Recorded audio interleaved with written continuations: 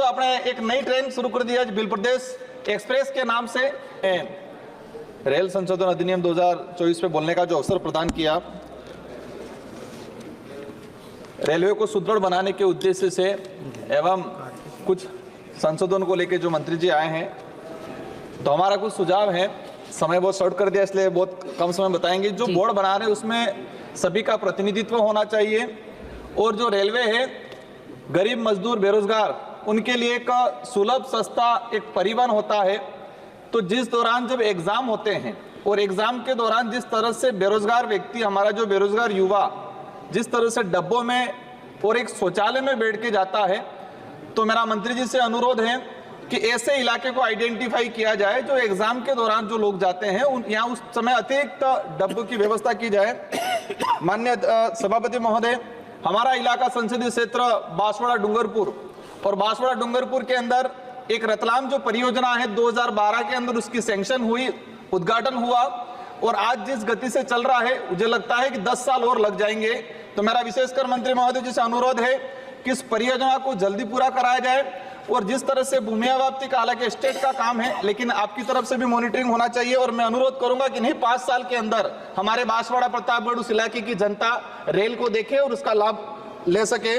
माननीय सभापति महोदय, हमारे वहां पर जो ट्रेन चल रही है एक विशेष गंभीर समस्या है। 1 मिनट ही हुआ है मैडम, 2 मिनट मिलेंगे। 1 मिनट ही हो पाया है। जी। तो आपने बजा दिया, मैं भूल गया क्या बोलना था वही। तो असरवा जो जयपुर जो ट्रेन चलती है, असरवा और जयपुर 12,981, और वही असरवा से कोटा जो बिछीवाड़ा रेलवे स्टेशन है जो गुजरात बॉर्डर पे राजस्थान में हमारा पड़ता है, तो वहाँ ट्रेन नहीं रुकती है। तो हमारा उस डूंगरपुर जिले का जो स्टूडेंट है या गरीब जो मजदूर जो भी है वो उसको गुजरात में जाकर वहाँ उतरना पड़ता है रेलवे स्टेशन, और वहां से आना पड़ता है दोबारा। तो मेरा मंत्री जी से अनुरोध है कि बिछीवाड़ा जो बस स्टैंड है उस बस स्टैंड पे ये 2-4 जो ट्रेनें चल रही है उसको रुकवाया जाए।